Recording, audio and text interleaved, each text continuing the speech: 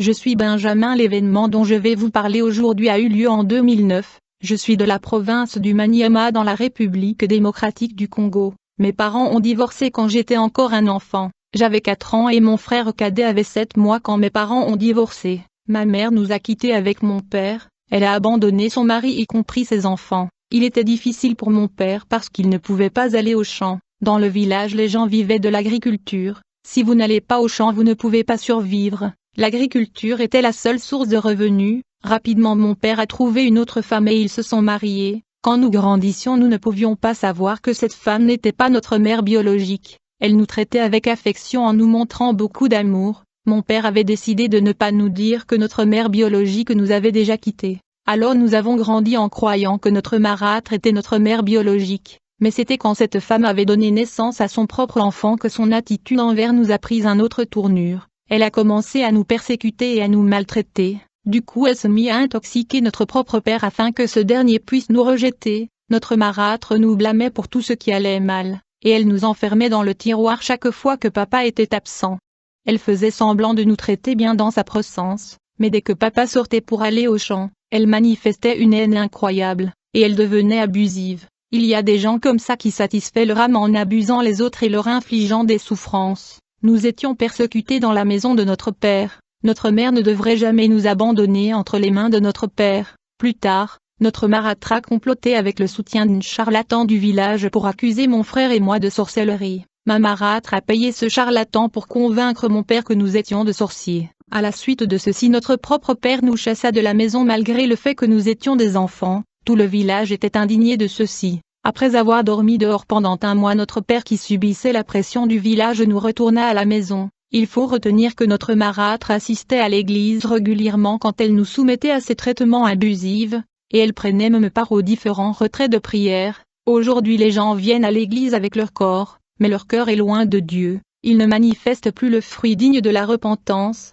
mais la Bible dit, déjà la cognée est mise à la racine des arbres. Tout arbre donc qui ne produit pas de bons fruits sera coupé et jeté au feu. À la fin, ma marâtre a décidé de tuer moi et mon frère cadet. Elle a comploté de nous empoisonner. Nous avons soudainement remarqué un changement dans son attitude envers nous. C'était étrange et bizarre. Elle était devenue douce et gentille à notre égard. Bien-aimé, quand ton ennemi devient soudainement gentil envers toi, tu dois être prudent. Il y a sûrement un complot derrière cette gentillesse. Un de ces jours, ma marâtre cuisina notre nourriture préférée. J'avais senti le doute en moi avant de manger cette nourriture. Mais comme j'aime la viande, je me suis mis à le manger. Je n'avais même pas fini de manger cette nourriture quand le pire arriva. En fait, j'ai commencé à sentir des inflammations dans ma bouche et dans mon estomac. À vrai dire, le poison avait blessé mon estomac et ma bouche. Ma marâtre avait mis le poison tellement en grande quantité que je me suis retrouvée à l'hôpital avant même de finir ce repas. Les gens pensaient que c'était juste une de ces maladies, et le médecin ne pouvait pas diagnostiquer ce poison.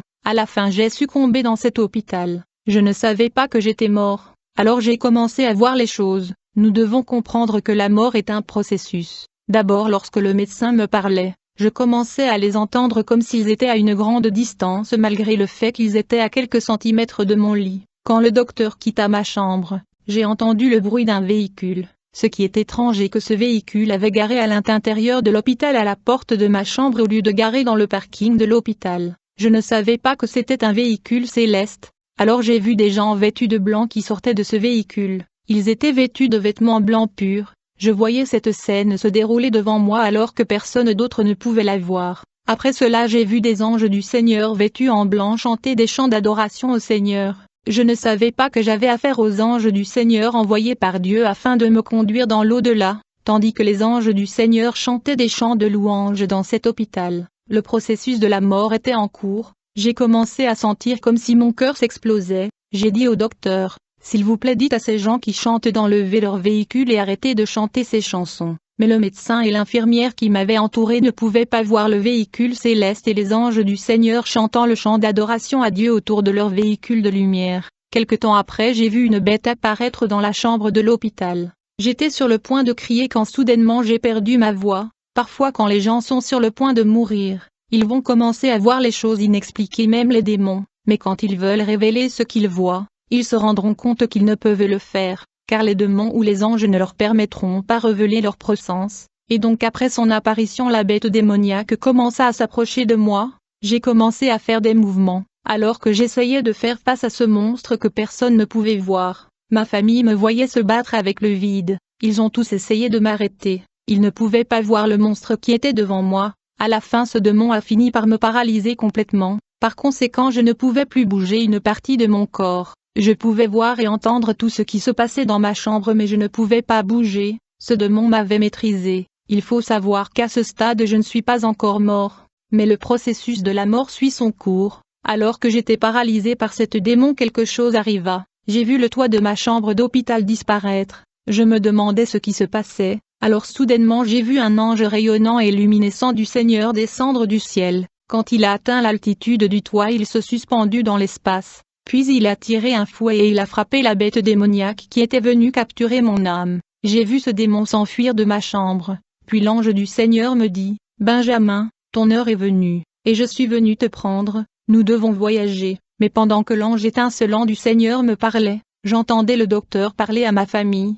Je ne savais pas qu'à ce stade j'étais déjà mort, et le docteur disait à ma famille de fermer mes yeux. Ensuite l'ange m'a fait asseoir sur le lit. Bien que tout le monde voyait mon corps allongé sur le lit, alors l'ange du Seigneur m'a tenu par la main et me souleva. À vrai dire l'ange du Seigneur libérait mon âme de mon corps. Quand l'ange du Seigneur arrachait mon âme de mon corps je sentais comme si j'ai tremblé et j'ai chancelé, mais quand je me suis tenu sur mes pieds j'ai ressenti de l'énergie et de la force. En fait, dès que je me suis tenu debout je me suis rendu compte que j'étais complètement guéri de ma maladie. J'étais tellement étonné que je me suis mis à remercier l'ange du Seigneur. Je ne réalisais pas que mon corps était toujours allongé sur le lit, et que c'était mon esprit qui était libéré de mon corps. Le tremblement que j'avais ressenti était à vrai dire la séparation entre mon esprit et mon corps. Quand nous mourons et nous nous séparons de notre corps, c'est comme si nous naissons à nouveau. Il y a plus de vitalité et d'énergie que quand nous sommes dans notre corps, parce que nous sommes libérés du faiblesse, de limites et des douleurs du corps physique. J'étais là dans ma chambre avec l'ange, puis il a balayé mes yeux avec un calife. En conséquence j'ai vu des gens dans ma chambre d'hôpital pleurer pour moi. Certains d'entre eux se jetaient au sol en deuil, mais je ne pouvais pas comprendre ce qui se passait. J'ai demandé à l'ange du Seigneur, « Pourquoi ces gens pleurent-ils? Voulez-vous les calmer s'il vous plaît ?» L'ange me dit, « Ignorez-les. » Alors l'ange me dit, « Benjamin regarde ton lit d'hôpital d'où tu viens. » Quand je me suis retourné pour vérifier mon lit j'étais horrifié. En fait j'ai vu mon corps allongé sur le lit, pourtant j'étais debout à côté de l'ange du Seigneur. J'ai été stupéfait de remarquer que je suis devenu bien-aimé, notre corps est juste une enveloppe. Peu importe combien vous voulez satisfaire ce corps, c'est juste une enveloppe, une couverture et un vêtement de votre esprit. Quand tu meurs en Christ tu seras habillé avec un corps glorieux de lumière. J'étais encore avec l'ange du Seigneur dans ma chambre d'hôpital quand j'ai vu ma famille rouler mon corps dans un vêtement et le faisait sortir de l'hôpital. J'ai essayé de toucher les gens qui étaient dans ma chambre mais en vain. Quand les gens sont sortis de ma chambre, je suis resté avec l'ange du Seigneur qui m'a dit, « Maintenant qu'ils sont tous partis il est temps pour nous de voyager. » L'ange me dit, « Benjamin, maintenant vous pouvez me suivre. » À ce moment même j'ai vu l'ange du Seigneur sortir de la pièce devant moi, et j'ai commencé à le suivre, mais j'ai remarqué que nos pieds n'étaient pas soumis à la loi de la gravité. Je ne touchais plus le sol, puis nous sortîmes de l'hôpital. J'étais encore surpris que je ne touche pas le sol. L'ange du Seigneur m'invita à lui rejoindre dans le véhicule céleste. Au moment où je me suis assis à l'intérieur du véhicule céleste, j'ai ressenti un vent puissant autour du véhicule. Je ne sais pas si c'était les roues de la voiture céleste qui tournaient, et puis après un puissant tourbillon nous a transportés dans les airs. Le véhicule ne conduisait pas sur le sol mais il effectuait un manœuvre et un vol vertical vers le ciel à la vitesse de la lumière. Je ne voulais pas observer la terre car j'étais intimidé par le niveau et le degré de la vitesse de cet engin volant. La Bible dit, comme il marchait et parlait, voici, un chariot de feu et des chevaux de feu les séparaient. Et elle y monta au ciel par un tourbillon, comme nous étions en train de monter au ciel. Je demandai à l'ange du Seigneur, où m'amènes-tu ainsi, veux-tu s'il te plaît me ramener sur terre? L'ange me dit, ne crains rien, je t'emmène vers celui qui m'a envoyé te prendre. Comme on se levait dans l'espace j'ai commencé à voir des astronautes travaillant dans l'espace dans le centre de recherche. En fait j'ai vu dans l'espace des astronautes travailler dans l'atmosphère. Après quelque temps l'ange du Seigneur atterrit le char de lumière dans un endroit au-delà de notre univers matériel. Je ne pouvais pas savoir où nous étions. L'ange me dit, ce véhicule ne peut pas aller au-delà de cette limite. On n'en a plus besoin. Après cela nous sommes sortis de la voiture céleste. L'ange me dit, jette tes yeux là-bas devant, qu'est-ce que tu vois? Quand j'ai regardé où l'ange me pointait, j'ai vu un carrefour. Il y avait une route qui allait vers la gauche et l'autre vers la droite. Mais à cette intersection je voyais deux anges qui brillaient. L'ange du Seigneur me dit, les deux anges que tu vois là sont ceux qui m'ont envoyé pour venir te prendre. Alors nous avons commencé à marcher vers le carrefour où les deux anges étaient assis. Quand nous nous sommes rapprochés, on s'est arrêté dans une distance de quelques mètres. Alors mon ange compagnon qui était à mes côtés a commencé à parler à un ange qui était au carrefour. Mais j'ai remarqué qu'il parlait dans une langue angélique inconnue. J'étais curieux et nerveux, et donc je les ai interrompus. Je leur dis, vous parlez dans une langue inconnue que je ne peux pas comprendre, que comptez-vous me faire? Mon ange compagnon me répondit, ne crains pas, je rends juste compte de l'affectation qui m'a été donnée qui consistait à vous transporter ici. Puis il continua sa conversation. Après cela l'ange qui était au carrefour a commencé à se rapprocher, mais j'ai remarqué qu'alors qu'il s'approchait, il devenait de plus en plus grand, il était vraiment robuste et grand, et quand il se rapprochait de nous, ma taille et celle de mon ange compagnon étaient autour de son genou, il était beaucoup plus grand et imposant, il était élevé comme un bâtiment. C'est à ce moment que je me suis rendu compte que je n'avais pas affaire aux êtres humains mais à des anges, car jusqu'à présent je ne savais pas que j'avais affaire aux anges. Quand j'ai vu la hauteur et la longueur de cet ange, j'ai réalisé que je traitais avec des anges du Seigneur. En fait tous ces anges étaient de la catégorie des anges qui traitent de l'au-delà et du transport des âmes des croyants au ciel. Alors mon ange compagnon me dit, ma responsabilité et mon devoir sur vous est terminé, je vous laisse avec mon supérieur qui s'occupera de vous. J'étais tellement étonné et perplexé par la taille de cet ange que j'ai refusé ceci. Je lui ai dit, comment pouvez-vous me laisser avec un homme qui est aussi grand qu'une gratte-ciel?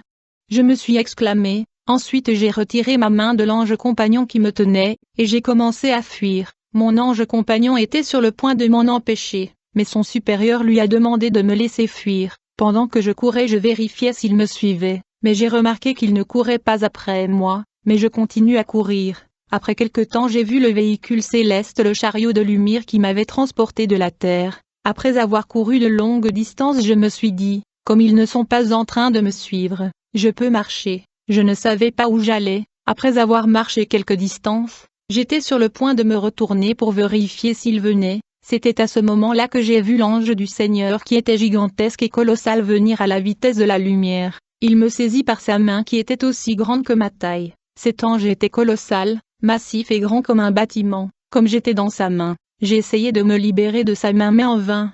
J'ai essayé de mordre sa main mais j'ai réalisé qu'il ne sentait rien. Mais je pleurais et le suppliais de me lâcher. Mais j'étais toujours dans la main de cet ange robuste et colossal qui m'amenait je ne sais où. Après avoir parcouru quelques distances je pouvais voir que nous avons atteint le bout de la route. À la fin nous avons débouché devant le trône de Jésus-Christ. J'ai entendu le Seigneur dire à ses anges, ce n'est pas le moment pour mon fils Benjamin de venir ici, vous allez le prendre et retourner sur la terre. J'ai compris qu'il y a un temps fixé pour chaque homme sur la terre. J'ai entendu le Seigneur dire ses anges, je vais retourner Benjamin pour que le monde sache que je suis Dieu. Je suis au-dessus du poison et toutes les puissances de la terre. Bien-aimé, depuis que j'ai entendu ces paroles du Seigneur je ne crains plus personne sur cette terre, qu'il soit sataniste ou sorcier ou élevé en autorité. La troisième chose que j'ai entendu le Seigneur dire à ses anges est ceci. Je veux retourner Benjamin sur la terre parce que je veux démontrer au monde que leur souffle de vie est dans mes mains. J'ai le pouvoir de reprendre leur souffle et de le rendre. J'ai le pouvoir sur leur vie. Le Seigneur a dit à ses anges, vous allez retourner Benjamin mais vous allez d'abord lui montrer Mister avant de lui retourner. Immédiatement j'ai vu 4 anges atterrir autour de moi. L'un des anges du Seigneur m'a dit, tu as entendu l'ordre et l'instruction du Seigneur. Nous devons te montrer le mystère caché que tu révéleras à l'Église. Les anges m'ont ramené dans la maison où j'avais vu 3 portails. Après avoir ouvert le deuxième portail ils m'ont placé au milieu. Je leur ai demandé pourquoi je devais me tenir au milieu. Ils m'ont répondu, Benjamin, vous verrez des choses horribles et effrayantes où nous allons. Beaucoup sur terre ne savent rien de ces choses.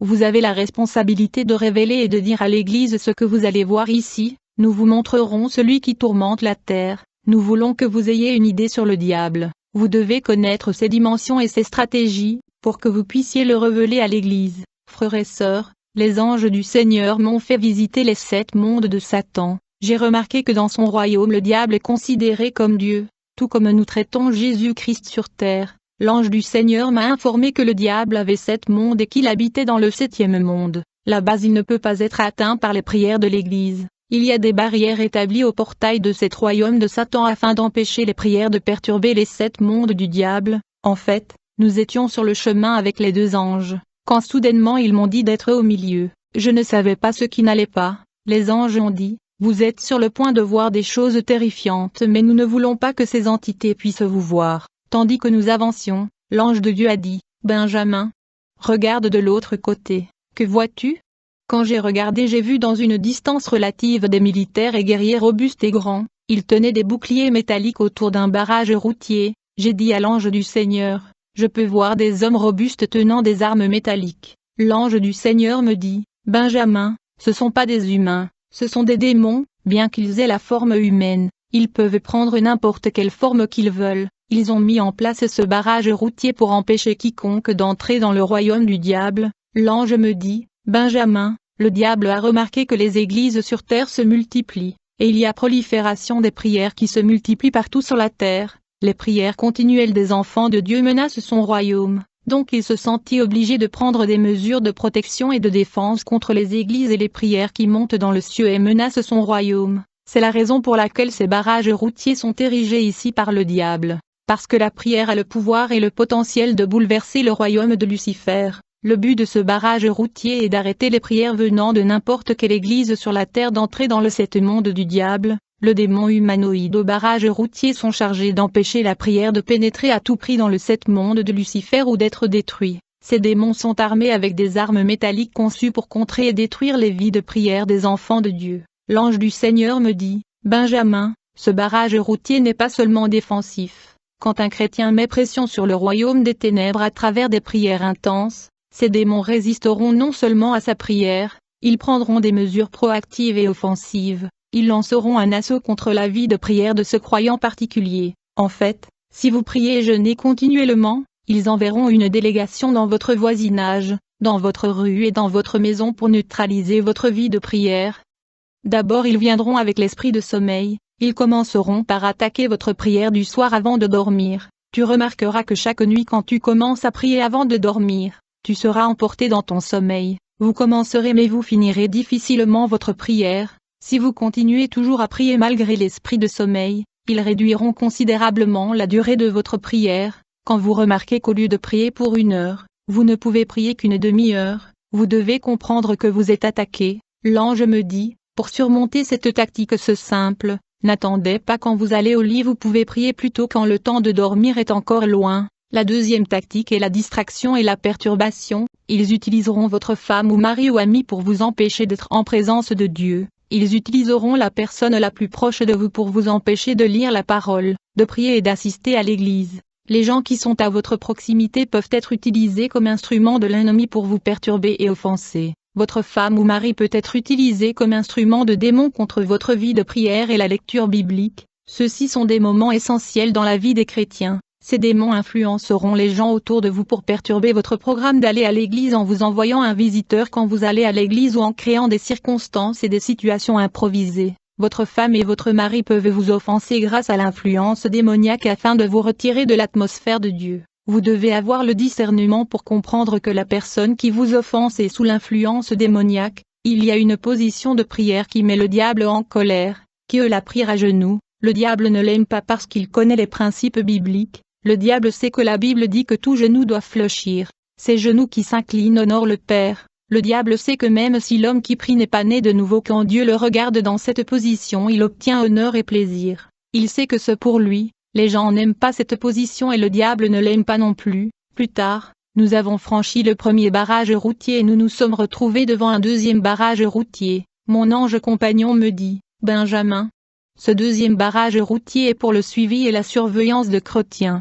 L'ange du Seigneur me dit, nous protégeons les croyants sur la terre comme il est écrit. L'ange du Seigneur campe autour de ceux qui le craignent, et il les délivre de danger. Mais vous devez savoir qu'à part les anges qui sont positionnés autour des chrétiens, il y a aussi 2 démons délégués par ce second barrage pour suivre et surveiller les chrétiens. Ces démons sont appelés démons gardiens. Leur but n'est pas de vous combattre ou de vous faire la guerre mais de surveiller et de garder un œil sur vous 24 heures sur 24. Si jamais vous allez pécher, et si vous avez commis un péché, un de ces 2 démons gardiens restera, mais l'autre démon va rapidement voyager dans le 7 monde de Satan pour vous accuser et vous rapporter à leur Seigneur. il lui dira que l'homme qui mène la guerre contre nous, l'homme qui est notre ennemi vient de commettre un péché, nous pouvons le punir, chers frères et sœurs, quand vous péchez vous devez confesser tout de suite, car les démons gardiens qui vous surveillent publieront les nouvelles dans le 7 royaume du diable, et il exhortera tout le monde à agir et prendre de mesures contre vous. Bien-aimés, quand vous péchez vous donnez au diable un droit légal sur vous, beaucoup des aspects de votre vie peuvent être touchés et détruits, des choses qui n'étaient pas possibles pour le diable deviennent à sa portée. Donc le mandat de ces 2 démons gardiens est de surveiller les chrétiens et lui rapporter quand il commet un péché. Mes frères et sœurs, il y a des choses qui arrivent aux chrétiens qui les dérangent, ils se demandent pourquoi le Seigneur a permis cela, mais en vérité, ce sont eux qui ont ouvert la porte. L'ennemi a pu toucher et détruire un aspect de leur vie, après avoir passé ces 2 barrages gardés par des démons. Nous marchions quand l'ange me dit, « Benjamin, voyez-vous quelque chose ?» J'ai répondu, « Je peux voir une ville de loin. » L'ange me dit, « Ce que vous voyez est le premier royaume de Lucifer.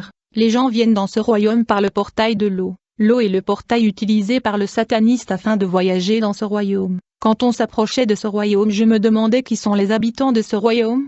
Alors l'ange m'amena dans la ville. Quand nous sommes arrivés dans la ville j'ai vu plusieurs bataillons des soldats comme sur la terre, pourtant ils étaient des démons, il y avait des troupes de soldats çà et là, la population du premier monde de Satan était exclusivement démoniaque, mais ces démons avaient l'apparence de soldats et de guerriers humains, et chacun d'eux avait une arme à la main. La ville était habitée par des régiments de toutes sortes de soldats équipés de divers armements avancés, d'autres bataillons avaient des couteaux et d'autres tenaient des épées, d'autres régiments avaient des armes semblables à celles utilisées sur terre. Les anges me disaient, ces troupes ne sont pas humaines ce sont des démons, et leurs armes ne tuent pas le corps mais elles neutralisent l'esprit, elles font tomber les humains dans les péchés. Un démon peut tirer les pensées dans le cœur et l'esprit des humains qui les fera commettre des péchés de toutes sortes. Bien-aimés, j'ai vu divers types d'armes et de munitions, la population de ce royaume était tous des soldats en uniforme et ils avaient des armes dans leurs mains. L'ange du Seigneur me dit, « Benjamin, voici l'armée de Lucifer et leurs armes,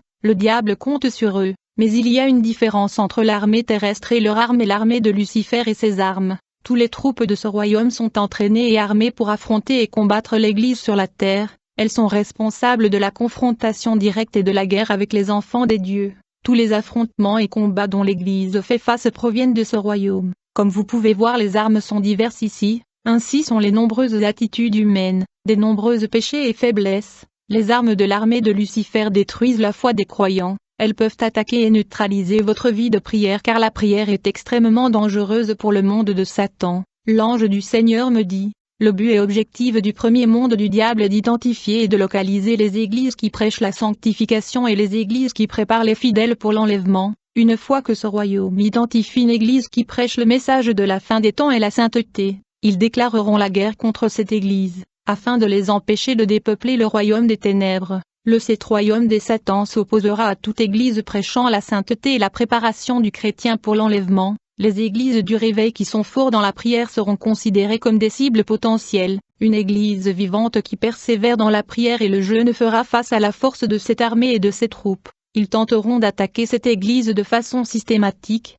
Puis l'ange du Seigneur me dit, Benjamin, nous devons rendre visite au souverain du premier royaume de Satan. Quand nous sommes allés au palais du souverain du premier monde du diable, j'ai vu un énorme et long serpent, mais j'ai remarqué que sa partie supérieure était celle d'un humain. Il avait 2 cornes et au milieu de 2 cornes j'ai vu un feu brûlant. L'ange du Seigneur a dit, ce démon est appelé Capitaine Flamme, ceci est le démon combattant l'Église, il est contre l'Église et les prières des chrétiens. Ces troupes démoniaques émergent à la surface de la terre principalement par le portail du cimetière. Le cimetière est l'une de portails conduisant vers le monde des ténèbres. Une toilette est aussi un portail. Les satanistes savent ce qu'est une toilette, c'est un endroit où ils font des incantations. Quand le premier royaume vient contre une église locale, ces démons du premier royaume de Satan visitent d'abord les bureaux des autorités locales et le bureau du gouvernement, et ils vont essayer de confondre le document de l'église, afin de le fermer à travers le problème de document. Chaque fois qu'une église a un problème de document, il faut juste deviner que l'armée de l'ennemi est déjà déployée et au travail dans le bureau des autorités locales et du gouvernement. Alors si ces démons échouent en termes de documents juridiques, ils entreront dans l'église, ils vont cibler les dirigeants des différents départements de l'église locale qui seront leur cible principale. C'est pourquoi je vais vous demander de prier pour les personnes qui dirigent le département dans l'église. Si vous êtes intercesseur je recommande de toujours prier pour votre leader, Alors ces démons attaquent mais ne réussissent pas à renverser ses dirigeants. Ils vont essayer d'utiliser les membres de ces départements qui vivent dans la distraction et le péché. En fait, ils vont tirer les membres du département avec les ammunitions qui ne les tueront pas parce qu'elles ne sont pas conçues pour détruire le corps. Les ammunitions de leurs fusils vont implanter les pensées maléfiques et les mauvaises dispositions du cœur dans l'esprit de ce membre. En conséquence, l'attitude de ce membre à l'égard de leur leader changeront, ils se retourneront contre le chef de leur département, du coup ils vont se mettre à calomnier leur chef. Les démons s'assurera que ces calomnies et commérages atteignent le chef pour qu'il soit blessé et troublé, et comme le calomnie et la diffamation va se poursuivre, le leader sera découragé. Si le leader n'est pas fort, il abandonnera et va se relâcher de son engagement à servir. Ce sera la victoire de cette armée de l'obscurité. La réalité est que les gens qui calomnient ne seront pas capables de servir comme le leader le faisait. Par conséquent, ce département va s'effondrer. Alors les gens se souviendront du leader qui avait abandonné suite aux calomnies. Si vous êtes un chef du département, vous devez comprendre que toutes les attaques des gens de l'Église ou de membres de votre département ne viennent pas de ces personnes mais des démons déployés contre l'Église. Chers frères et sœurs, si le régiment de troupes démoniaques déployé dans l'Église ne parvient pas à renverser le leader de département, ils attaqueront alors le membre de l'Église. Dans ce guerre et conflit invisible, personne n'est dans la zone démilitarisée, nous sommes tous en guerre. Si vous ne parvenez pas à engager l'ennemi vous engagera. L'ange du Seigneur m'a dit, les démons iront jusqu'à vérifier le message que le pasteur prépare au jour de l'Église, et s'ils découvrent que le message bénéficiera à un chrétien particulier, ils vont se battre pour empêcher ce croyant de venir à l'église en lui envoyant le visiteur au moment où il était censé venir à l'église. Je peux seulement vous dire de ne pas manquer l'église à cause d'un visiteur. J'ai dit que l'entité gouvernant ces armées dans le premier royaume de Satan est un énorme serpent ayant une tête humaine, mais sur sa tête il y a 2 cornes et entre les 2 cornes il y a une flamme de feu. Le nom de cet esprit diabolique est Capitaine Flamme. Les anges disent, son activité principale est la destruction des églises. Si toutes ses troupes et bataillons échouent contre une église, il quittera son trône et viendra seul, il atterrira dans cette église et il rampera sur cette église, et il jettera ses 2 cornes sur le sol. En conséquence, l'église sera divisée en 2 camps, la division dans l'église locale est une manifestation de son attaque. Alors nous avons voyagé vers le 2e monde de Satan qui est une dimension fréquentée par de mystiques, de médecins indigènes, des charlatans et des satanistes. Ce royaume est gouverné par un démon qui s'appelle Docteur Salomon. Il est appelé docteur parce qu'il est responsable de l'occultisme et du mysticisme,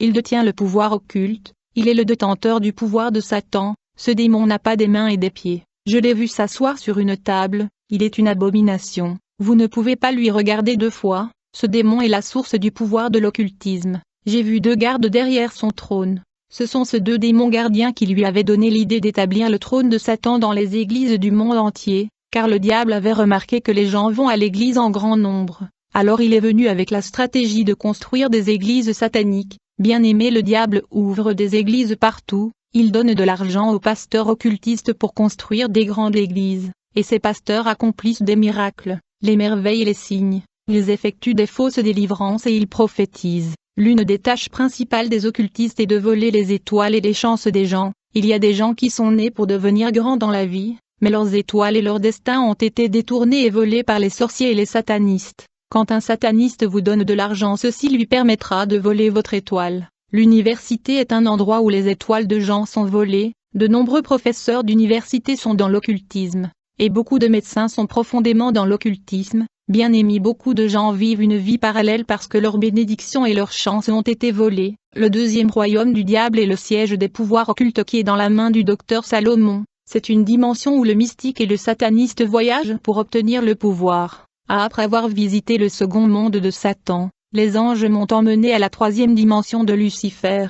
Ils m'ont dit que le 3e royaume du diable conçoit et contrôle tous les appareils électroniques que nous utilisons sur la terre. L'ange du Seigneur m'a dit que la fabrication et la conception des appareils technologiques se fait ici dans le 3e monde de Satan. Chaque invention technologique est un canal de puissance démoniaque. Ces inventions technologiques ont des marques qui ensorcellent les utilisateurs sur la terre. Il faut comprendre que les savants ne se contentent pas de traiter et gérer des connaissances scientifiques, mais ils combinent la connaissance scientifique et la connaissance ésotérique. Donc vous pouvez aller à l'université mais vous ne serez pas considéré comme un savant, à moins de faire partie de la communauté scientifique mondiale qui est un corps qui rassemble des savants occultes.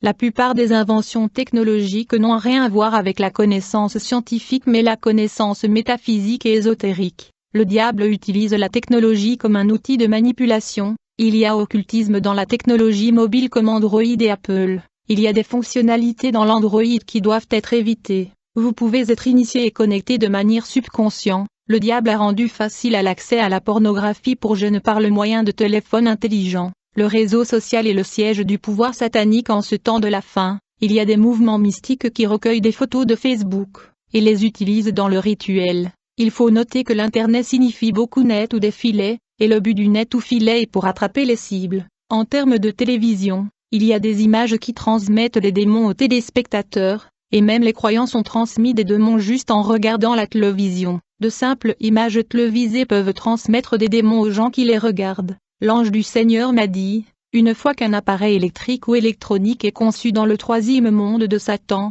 un de leurs savants sur la terre sera choisi pour le concrétiser sur la terre. Bien-aimés, vous devez comprendre que de nombreux appareils électroniques sont contrôlés par le troisième royaume du diable, en dépit du fait qu'ils sont utilisés sur terre. Laissez-moi vous dire que la technologie de la téléphonie mobile a été conçue dans le troisième royaume du diable. Il ne faut pas trop hasarder dans des options et fonctions compliquées, parce qu'il y a des choses cachées. Vous pourriez être initié comme ça. Les démons sont plus avancés technologiquement que les humains. Ils peuvent même utiliser des films pour ensorceler la race humaine. Les images de violence dans les films affectent les gens, les images de la pornographie affectent les gens, les images de films d'horreur peuvent attirer des démons comme ça, parce que les démons sont attirés par une peur intense. Quand les gens regardent des films, leur esprit et leur âme sont impliqués, c'est comme s'ils participaient. Alors après avoir quitté le troisième monde satanique de la technologie, nous avons voyagé au quatrième royaume de Satan. Quand je suis arrivé dans le quatrième monde du diable,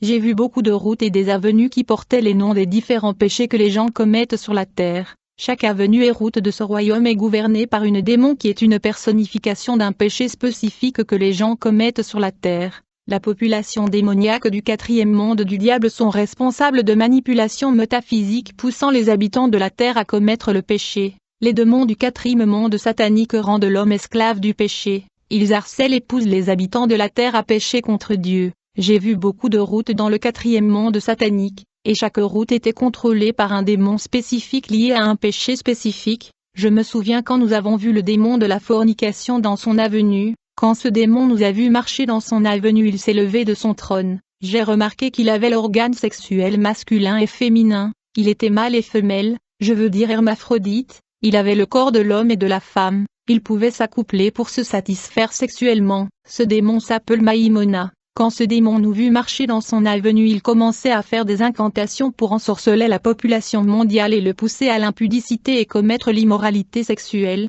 Bien-aimés, il y a un démon derrière chaque péché commis sur la terre. Ces démons harcèlent la population mondiale en commettre le péché. Tous les péchés commis par l'homme sur la planète Terre sont le résultat du contrôle et de la manipulation démoniaque des démons du quatrième royaume satanique. Ce royaume est les responsables des péchés des humains. Il les calcule et les orchestre en harcelant des humains à pécher. J'ai vu le démon des mensonges dans ce royaume dans son avenue. Ce démon est honoré par la technologie du téléphone portable car les gens mentent facilement au téléphone. Les gens honorent ce démon le jour du poisson d'avril. Ce jour-là le monde est encouragé à mentir. Même les chrétiens mentent délibérément ce jour-là. Le démon de la fornication est fortifié le jour de Saint-Valentin, quand les gens se donnent aux actes sexuels illicites. Dans le quatrième royaume satanique, j'ai vu l'avenue du démon de l'ivresse, j'ai vu la route du démon de la calomnie, j'ai vu le démon de l'orgueil dans son avenue. Il y avait plusieurs avenues dans la quatrième dimension de Satan, comme l'avenue du démon de la convoitise,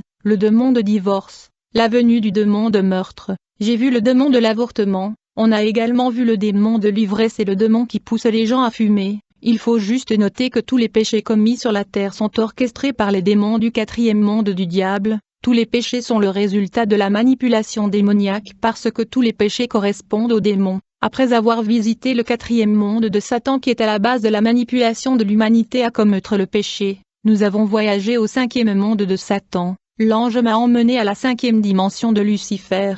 Ce royaume était gouverné par 3 démons puissants. J'ai vu un démon avec des jambes disproportionnées. L'ange du Seigneur m'a dit que son pouvoir et son autorité étaient dans ses jambes. Il était le démon de la musique. Pour qu'un musicien devienne populaire sur la terre, il doit signer un pacte avec ces démons. Après cela il recevra un nouveau nom. Les titres que portent les musiciens leur sont donnés par ce démon de la musique quand ils signent l'alliance avec lui. Et ce démon fera en sorte que leur nom devienne plus populaire. Et chaque fois qu'ils sortent un nouvel album ils obtiennent de nouveaux noms et titres. Et beaucoup de musiciens chantent pour des démons. Ils citent leurs noms dans leurs chansons. Mais les gens pensent qu'ils parlent de personnes naturelles. Laissez-moi vous informer que le style des habillements de ces musiciens viennent de ce royaume. Le deuxième démon opérant dans ces domaines est les démons de la maladie. Quand la maladie attaque dans la vie, tout est paralysé dans la vie d'un homme. La maladie est utilisée comme une arme par ces démons contre les chrétiens. Alors l'ange du Seigneur me montra le dernier démon du cinquième monde du diable. Il était assis sur un trône,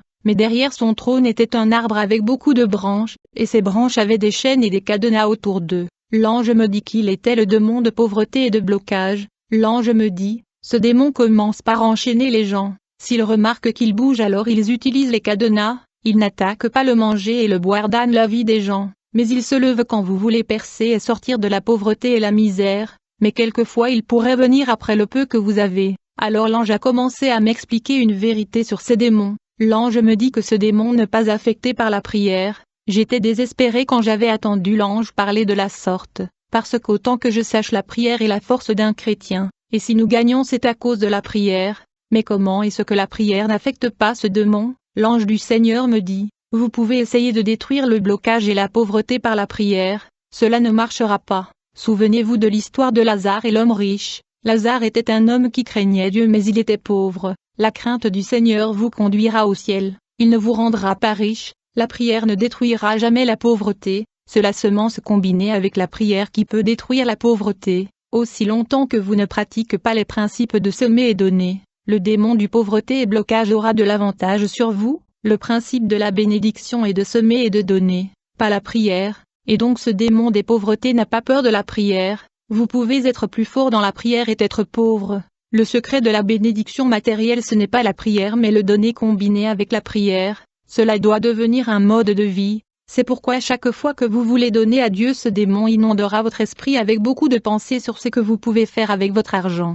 Ce démon ne sera expulsé qu'après avoir donné. Le sixième monde du diable est pour les sorcières. Ce monde est la force du diable, parce que les gens qui fréquentent ce monde sont des humains vivants parmi les enfants de Dieu. Ils connaissent la vie des chrétiens et leurs projets et leurs aspirations. Ces sorcières fournissent des informations à l'ennemi des croyants. L'hypothèse sur les sorcières est qu'ils étranglent les gens dans la nuit, ils tuent les gens, et ils bloquent les gens. Souvent il est difficile d'identifier les sorcières. Vous pouvez vivre avec une sorcière pendant de nombreuses années, mais vous ne pouvez jamais savoir que vous avez affaire à des sorcières, parce que la première caractéristique d'un sorcière est une affection hypocrite.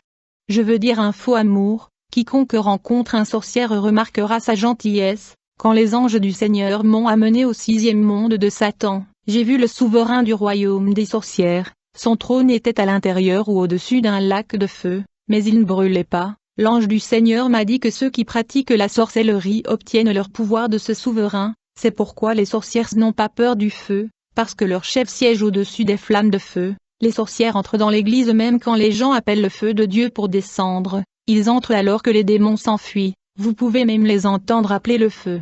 L'ange du Seigneur m'a dit, la première chose que ce dirigeant donne aux pratiquants de sorcellerie est l'esprit transporteur. Le démon qui est appelé esprit transporteur leur permet de faire des voyages astrals. Ils sortent de leur corps et laissent leur corps derrière eux et voyagent dans l'espace. Quand une sorcière quitte son corps, il ne sort pas de la maison par la porte ou les fenêtres, mais il placera son visage à l'intérieur du mur de la maison puis s'envolera dans l'espace. L'ange de Dieu m'a dit, il faut noter que quand un sorcière vole dans l'espace l'esprit téléporteur ou transporteur lui permettent de voir au-delà des murs et de toits de toutes les maisons qu'il survole, sauf celles de chrétiens nés de nouveau et ceux craignent Dieu. Grâce à cet esprit transporteur le mur et les toits des maisons deviennent transparents, donc quand les sorcières volent dans l'espace, ils peuvent voir tout ce qui se passe dans toutes les maisons, ils peuvent voir les gens couchés dans leur lit, ils peuvent contempler ceux qui ont des rapports sexuels dans leur chambre. C'est comme si les gens dormaient à l'extérieur de leur maison. L'ange du Seigneur me dit, quand les sorcières et les démons viennent dans la nuit pour attaquer le chrétien, nous manipulons la réalité physique afin de les confondre. Nous transformons la maison du croyant en des lacs d'eau ou de des flammes ardentes de feu. Donc ils ne peuvent rien faire et ils partent dans la confusion. C'est pourquoi quand ils viennent dans la journée pour vérifier, au lieu de voir le lac d'eau ils voient que tout normal et ils sont plus dans la confusion. Ils ne peuvent pas vous voir dans la nuit.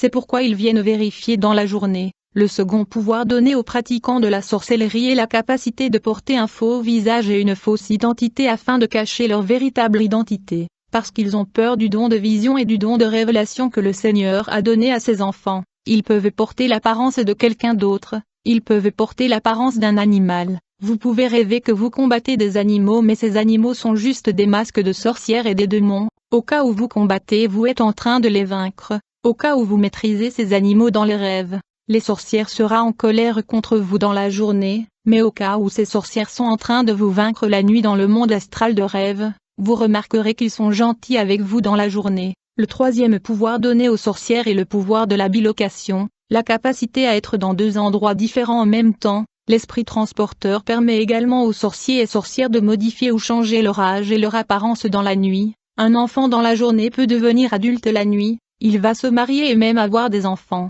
Il y a des enfants sorcières mais qui deviennent des adultes la nuit, et ils occupent des grandes places dans le monde des sorcières. Ces enfants ont la caractéristique des adultes dans la journée, ils ne respectent personne, et ils ne craignent personne, parce qu'ils sont des grandes personnes dans la nuit, mais leur santé est médiocre la journée. Il y a aussi des personnes âgées sorciers qui se transforment en jeunes gens la nuit. L'autre capacité donnée aux sorcières est la communication par les mains et les doigts. Chaque fois que les gens parlent de leur ambition et de leur aspiration, ces sorcières commenceront à toucher leurs doigts.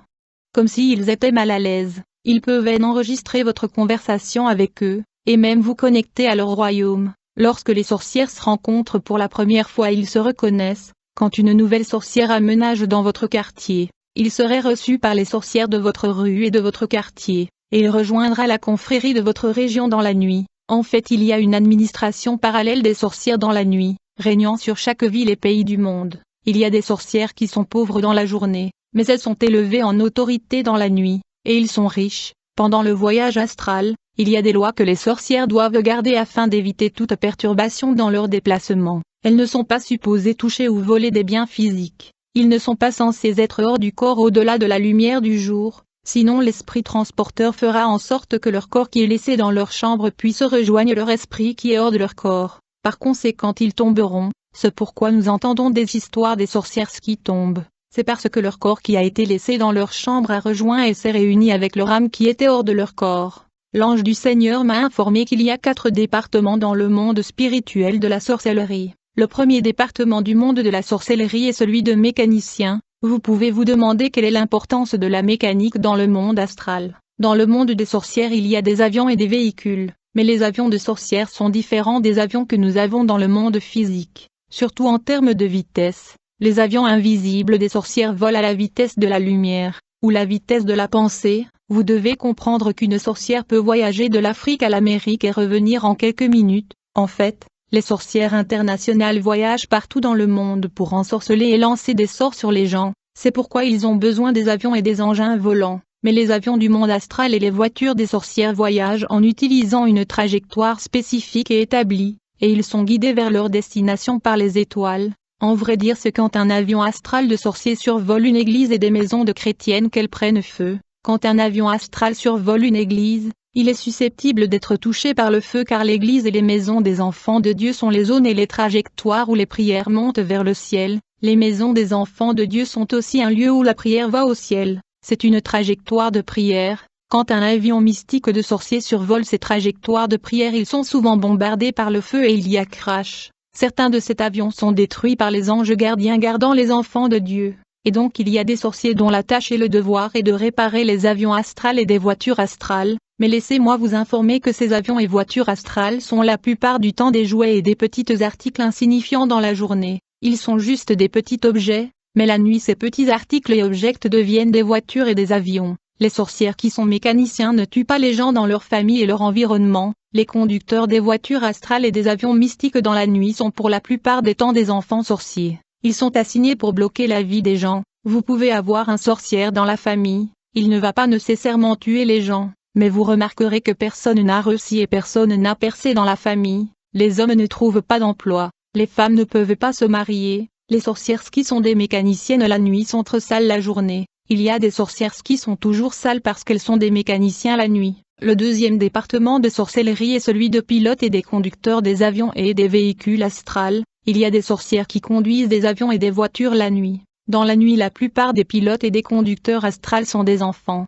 Quand un enfant est initié à la sorcellerie, ils vont l'entraîner à être pilote ou conducteur. C'est pourquoi il est difficile pour ces enfants d'abandonner la sorcellerie. L'assignation et affectation de ces enfants pilotes dans la journée est de propager la sorcellerie parmi les enfants. Le troisième département des sorcières est composé de chefs. Les chefs sont des sorcières dont la tâche et le devoir la nuit est de cuisiner la chair et la viande humaine pour les autres sorcières. Les réunions de la sorcellerie est toujours comme une fête. Ils boivent le sang humain, ils ont des rapports sexuels et des orgies sexuelles, ils dansent et ils mangent de la viande humaine. Les sorciers qui sont des chefs ont le devoir de cuisiner la chair humaine la nuit dans les rassemblements de sorciers. Dans la journée, leur travail consiste à amener les gens à manger de la nourriture humaine. La plupart des personnes vivant sur Terre ont déjà mangé de la chair humaine. Ces sorcières sont habilitées à transformer la viande humaine en viande des animaux et des poissons, pour que les gens puissent les acheter et les consommer. Le but de faire manger les gens de la nourriture humaine est de changer la condition de leur cœur.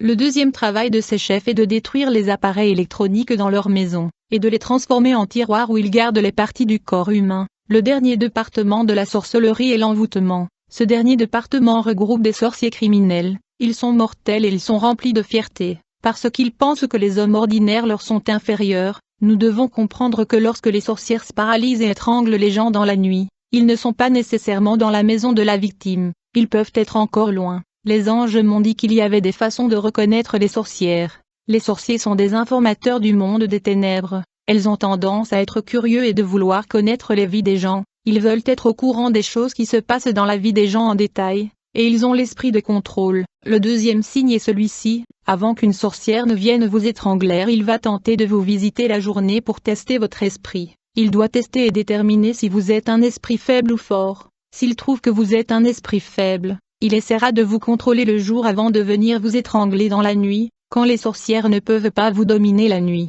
ils vous haïront dans la journée. L'activité de sorcellerie commence à minuit quand le démon vient les réveiller pour le voyage vers l'espace. La promotion dans le monde des sorcières est à travers le sacrifice humain. On leur demande toujours d'offrir des gens qui leur sont chers, comme leur père et leur mère. Alors après avoir visité le monde de sorciers, nous avons quitté le sixième monde du diable. Quand nous sommes arrivés au septième monde de Lucifer, j'ai vu des hommes et des femmes. Ces hommes et ces femmes étaient enceintes et étaient en train d'allaiter.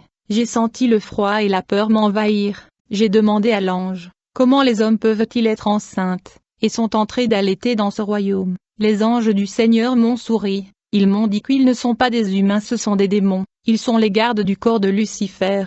Ils viennent sur terre pour s'amuser et dormir avec des hommes et des femmes la nuit dans des rêves. En conséquence, ils tombent enceintes. Les démons visitent la terre tous les soirs. Ils molestaient les hommes et les femmes dans le rêve. Beaucoup de gens se réveillent fatigués à cause de ces actes sexuels. Ce qui va suivre est que ces victimes vont commencer à avoir des relations sexuelles en rêve. Quand un démon moleste une femme sur la terre, le démon prendra la responsabilité de porter cette grossesse dans le monde des esprits, mais la victime humaine ressentira toujours l'effet de cette grossesse. Ces démons porteront la grossesse et donneront naissance à un enfant hybride. Ces enfants ne passeront pas leur vie dans le septième royaume de Lucifer parce qu'ils sont en partie démons et partie humaine. Ils seront transportés dans le sixième monde du diable, le royaume du docteur Salomon. J'ai dit que le charlatan et les sorcières indigènes viennent dans ce monde. Le docteur démon Salomon distribuera ses enfants à des féticheurs et des médecins indigènes qui les donnera aux femmes qui sont à la recherche d'enfants. L'ange du Seigneur a dit qu'il y a un niveau dans le mariage spirituel où le partenaire spirituel commencera à apparaître physiquement.